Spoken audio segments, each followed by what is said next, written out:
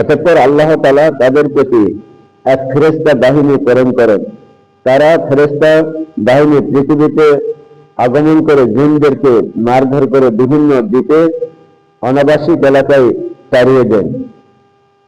তারা ফেরেশতার বাহিনী পৃথিবীতে আগমন করে জিনদেরকে মারধর করে বিভিন্ন দ্বীপে অনাবাসিক এলাকায় তাড়িয়ে দেন।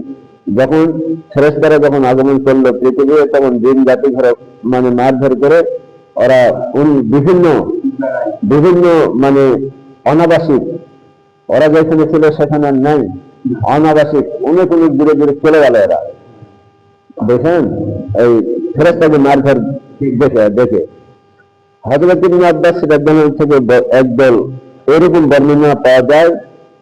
এরা আর এক বর্ণনা মতে তারা ফেরেশতাগণ লাউহে মাহফুজ থেকে এই বিষয়টি অবগত হয়েছিল।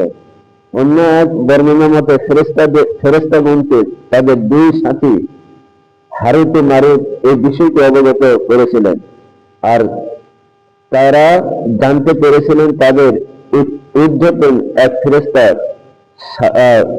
সাজাল থেকে এই কথাটি ইবনে হাকিম রাহমাতুল্লাহ হযরত আবু বাকর রাহমাতুল্লাহ থেকে বর্ণনা করেন। কেউ কেউ বলেন ফেরেশতাগণ সব জাতির স্বভাব সম্পর্কে এইভাবে অবগত হয়েছিলেন যে তারা ফেরেশতাগণ জানতেন যে এই মাটি থেকে সৃষ্টি যুগের মধ্যে মাটির বৈশিষ্ট্য অবশ্যই বিদ্যমান থাকবে। ফেরেশতাগণ মানে চিন্তা করলো যে হয়তো এই মাটির থেকে যখন সৃষ্টি করবে তখন এই মাটির একটা বৈশিষ্ট্য থাকবে। ফেরেশতাগণ বললেন ওয়া নাহনু নুসাব্বিহু বিহামদিকা ওয়া নুকাদ্দিসু লাকা, আমরাই তো আপনার সপ্রশংসা স্তুতি গান ও পবিত্রতা ঘোষণা করি। সূরা বাকারা আয়াত নম্বর 30। আমরা সর্বদা আপনার ইবাদত করি, আমাদের মধ্যে হতে কেউ আপনার অবাধ্যতা করি না আর করব না। যদি এই আদম আলাইহিস সালামের বংশধরদের সৃষ্টি করার উদ্দেশ্যে শুধু হয় যে তারা আপনার ইবাদত করবে, তবে আমরাই তো এই কাজের জন্য যথেষ্ট।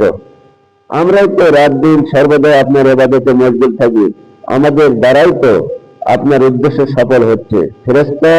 ফেরেশতাদের জবাবে আল্লাহ তাআলা বললেন ইন্নী আ'লামু মা লা তা'লামুন, আমি যা জানি তা তোমরা জানো না।